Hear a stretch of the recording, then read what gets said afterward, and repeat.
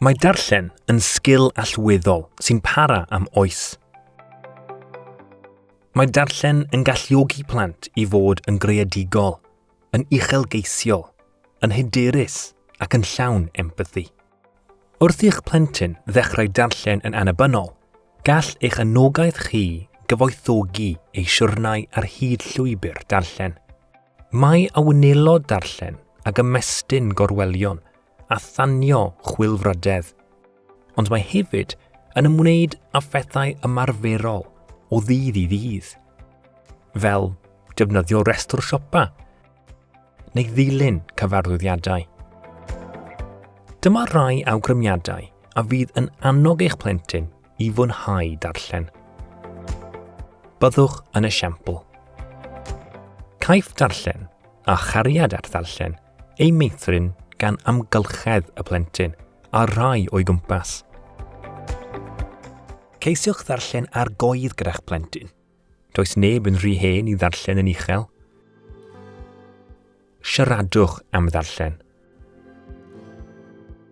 Gofynnwch gwestiynau i'ch plentyn ynglŷn â'r hyn mae'n ei ddarllen. Dwedwch beth ydych chi'n ei ddarllen a cheisiwch ddod o hyd i rai diddordebau gyffredin. Darllenwch i ddysgu.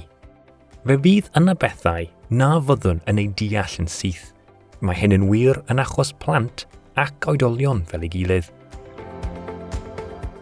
Os dewch ar draws rhywbeth sy'n newydd i'ch plentyn tra byddwch yn darllen gyda'ch gilydd, annogwch ef i ddarganfod mwy am y pwnc.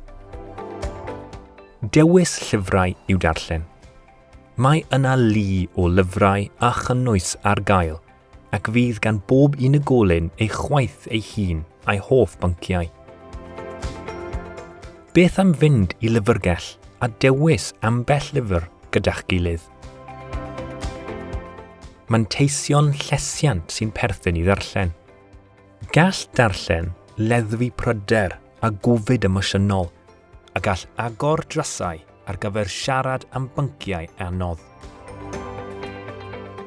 Pan fydd bywyd yn dechrau mynd yn ormod i'ch plentyn, annogwch ef i neilltio amser tawel a dianc i fyd llyfrau.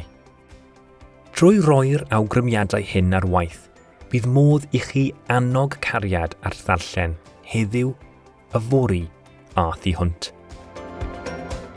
Roi iddynt y sgiliau i barhau i ddarllen a dysgu trwy gydol ei hoes.